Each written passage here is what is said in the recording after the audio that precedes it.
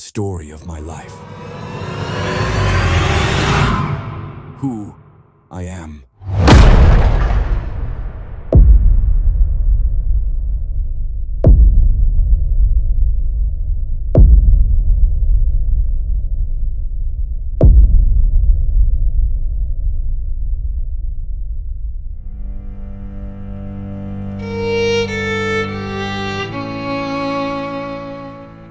There was once a little panda, not like the others. He was small, fragile, with big, innocent eyes that held too many unspoken words. His fur was slightly dirty, his tiny clothes torn. He wasn't always like this. Once he had a home. Once he had a family. But fate can be cruel. The little panda was born in a peaceful bamboo forest. His parents, kind, loving souls, would hold him close every night, whispering promises of a happy life. He believed them. He believed the world was kind. But kindness is often short-lived. Their families sitting together under the warm glow of lanterns. He stood outside, watching from the shadows, his tiny hands gripping his torn sleeves. No one noticed him.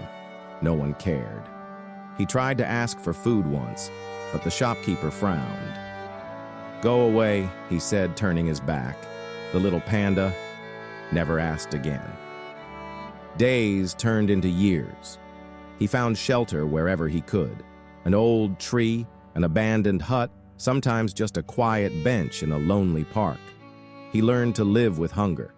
He learned to walk alone, while others walked in pairs.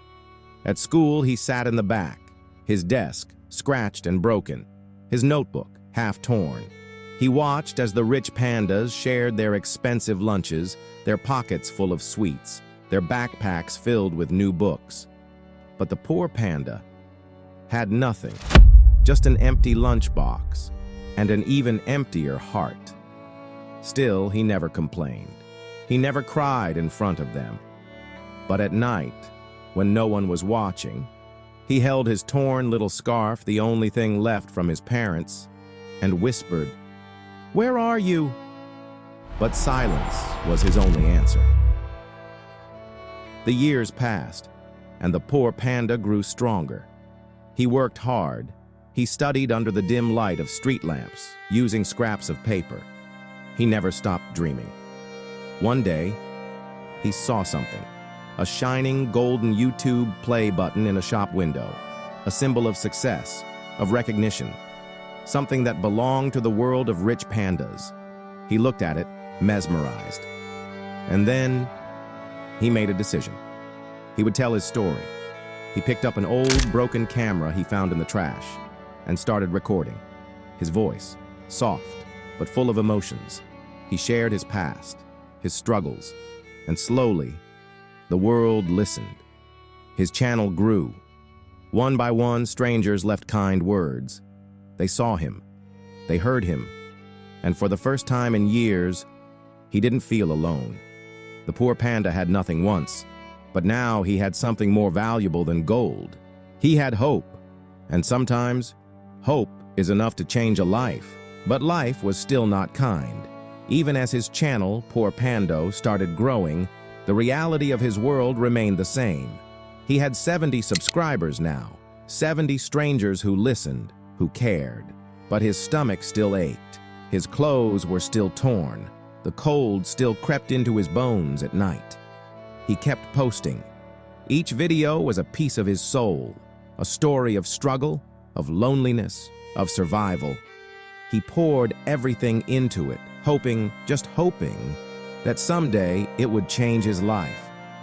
Some days, the views barely reached double digits. Other days, a kind comment made him smile. But most nights, he stared at the screen, watching numbers that refused to grow, feeling the weight of the world press down on him. He wasn't giving up, but he was tired. One evening, as he sat in an abandoned alley holding his camera close, a thought crossed his mind. Was this enough?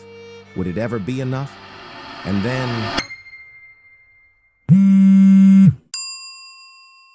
A notification, a message. Not an offer of food, not a sympathy comment, but a challenge. A fellow creator, someone who had struggled like him once, saw his videos. "Keep going," the message read. "I know it's hard, but one day, the world will listen. One day, maybe not today, maybe not tomorrow, but one day." He gripped his camera tighter. He had nothing else. No home, no family, no safety. But he had his story. And so poor Pando pressed record once again and kept going.